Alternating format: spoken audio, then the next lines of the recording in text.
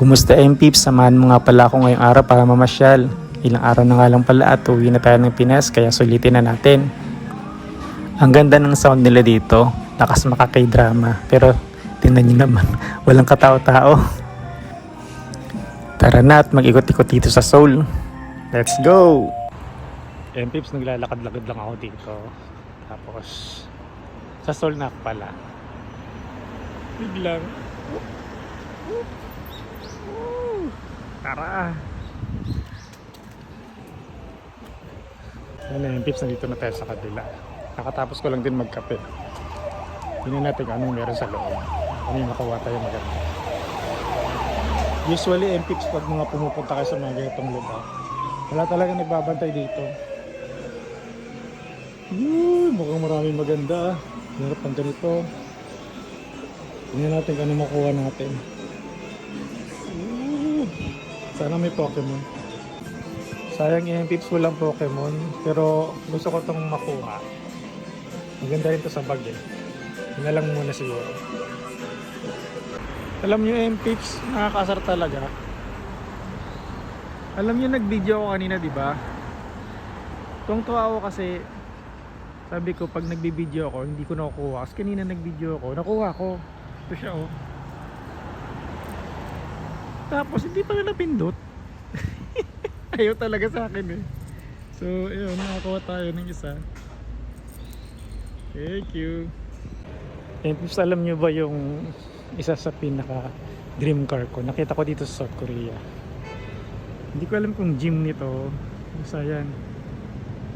Sakali man bibigyan ako ng panahon or bigyan ako ng Diyos ng pagkakataon. Yun ang kotse na gusto kong bilhin. Ganda, grabe oh.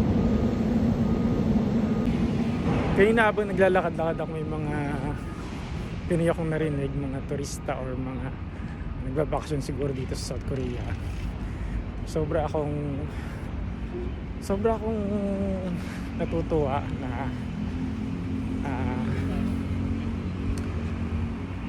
may pagkakataon yung mga tao or individual na magbakasyon sa kahit na anong bansa na gusto nilang puntahan.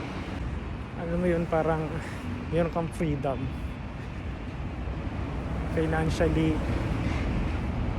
Alam mo yun, wala kang iintindihin na mga babayaran or hindi mo kailangan magtrabaho ng kahit na kayod. Nai-enjoy mo yung buhay. Alam nyo kasi MPeeps, ang pagbabakasyon sa ibang bansa or pagta-travel, hindi naman yan luho eh. Makikita mo kasi yung difference na pamumuhay nila, makikita mo yung culture nila. Basta mas ano siya, nakaka-open minding siya, parang ganun ba style niya. Nabubukas yung pag-iisip mo sa mga bagay-bagay na akala mo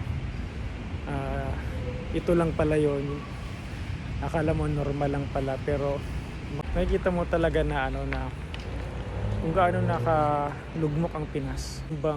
Yung service ba ng government, ganon, yun doon ako nalulungkot sa part na yun na yung Pinas, tayo eh, para sa akin mayaman ng Pinas, kaya natin gawin yung mga nagagawa ng ibang bansa, pero dahil sa mga corruption, sa mga interest ng mga ibang politiko, hindi yun natutuloy. Sa sistema ng government, hindi natutuloy yung pag-unlad natin kasi mismo yung government yung problema. Akala ko dati mahirap ang Pinas kasi maraming mahirap. Yun ang akala ko, na parang pag mahirap ka, hindi mo na deserve yung magagandang lugar, parang ganun ba.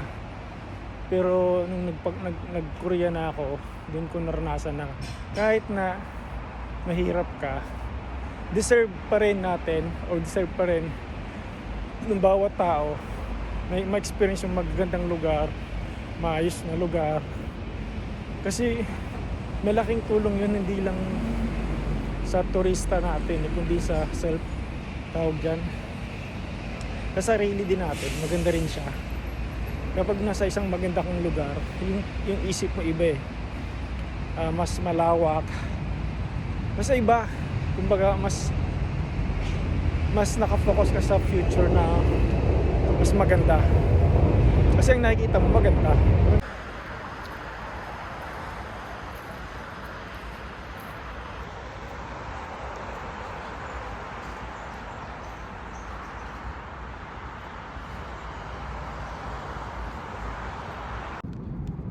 Kain tayo MPips, oh. Chicken saka isang melon juice or watermelon juice pala. Tingnan nyo yung view ko habang kumakain ako MPips.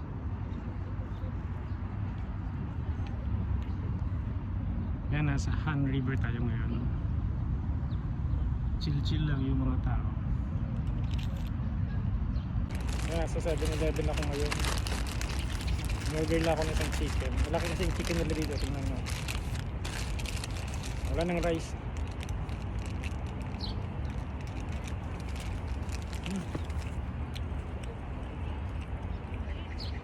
Gusto ko sana yung blue, kaso wala. Ito lang meron. Sobrang tamis naman ito.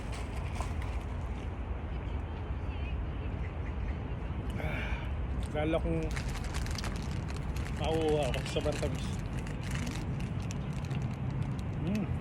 Saan tayo?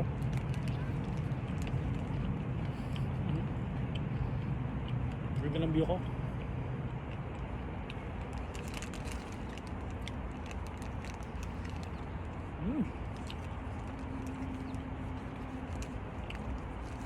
Tingnan nyo yung pics, marami rin kalapati, oh. Yan ang mga Koreano dito. May mga nagpipiknik, ayan. Nakikita nyo, yun, oh. May mga nagpipiknik dyan. May mga nagbibisikleta. Diba? Tayo yung pics, no? Dating pangarap ko lang, ngayon yun na. Alam mo yung MPips, yung makasalamuhan mo lang yung mga Koreano. Malaking pasalamat ko na talaga. Sa totoo lang. Thank you Lord for this opportunity talaga. Salamat ng madami. Daming kalapati MPips, oh. Nagagawan sila dun sa inagis kong buto. You know, lalapitan sila lahat.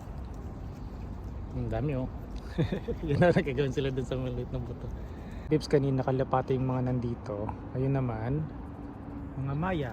Ayan, lumipad na sila. Marami ding Maya rito yung Pips. Bakit bigla sila nagsiliparan? Ganda ng sculpture na to or art na to, tingnan nyo.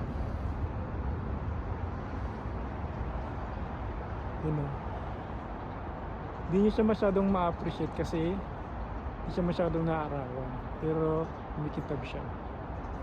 Ganda rito, tingnan mo.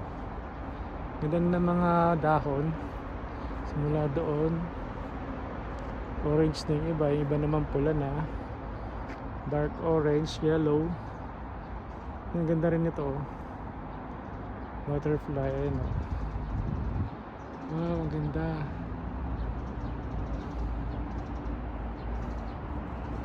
Ayan, ito yung MPips. Hindi kasi siya masyadong naiinitan eh. Kaya hindi siya masyadong umiilaw-ilaw. Ang ganda na nito MPips. So dating na-video ko na to.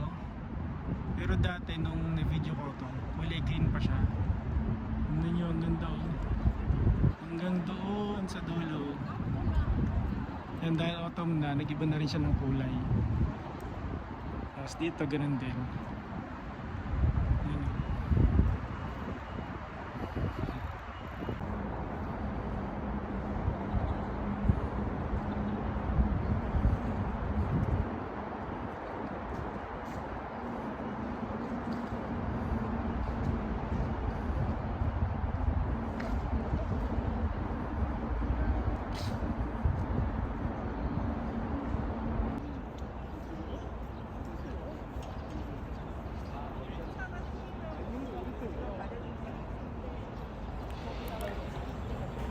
Grabe, sobrang ganda ng lugar na to. Panigurado talagang mamimiss ko ng sobra to.